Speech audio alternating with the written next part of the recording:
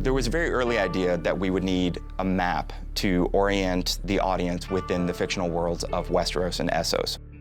We started talking about the need for grounding the series geographically because it's a fantasy series. These are places we don't know. So if we were going to do a map, why not do the coolest map anyone's ever seen?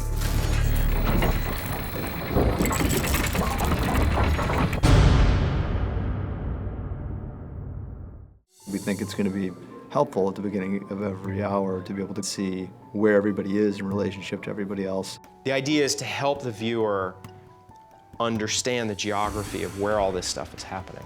We didn't want to do the traditional thing where it's a parchment map and it's flat. We really wanted to do something very different and very elaborate and complex that sort of mirrors how complex this world is that we're representing in the title sequence.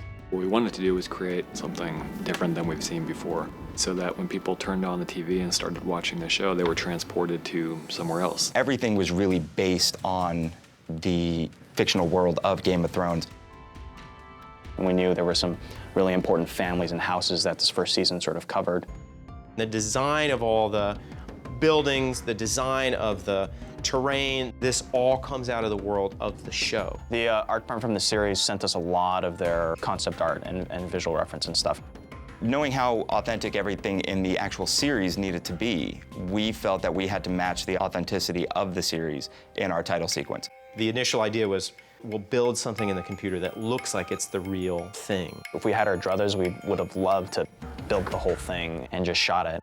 We wanted everything to feel handcrafted. Everything we're doing is very organic, so it's all woods and weathered kind of materials. We sampled metals, we sampled leather, we sampled different woods. We wanted to make the map seem like it was built by these mad monks in a monastery someplace. The first time we saw the first mock-up of one, it looked so much like a real model that we wondered if some team of guys with like jigsaws and balsa wood, like hard at work building miniatures. The shape of this world is an inverted globe. The world is not actually on the outside of the sphere, it's on the inside of the sphere.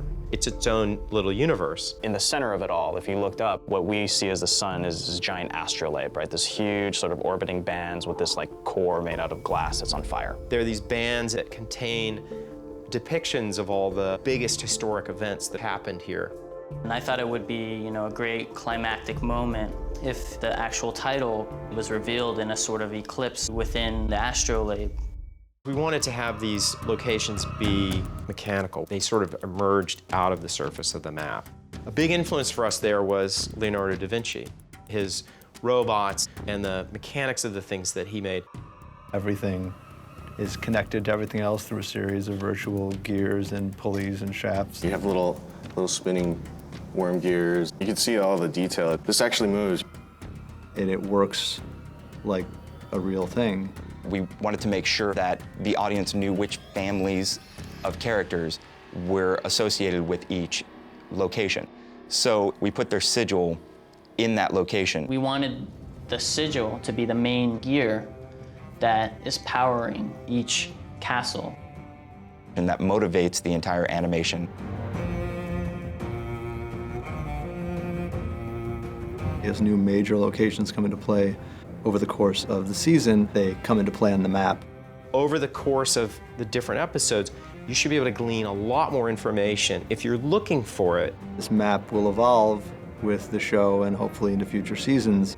We put everything that we possibly can into the title sequence to make it as great as it can be. It's just such a visually rich and stunning credit sequence. It's the kind of thing that people are going to watch over and over again for the pure joy of just seeing the crazy genius that went into the map.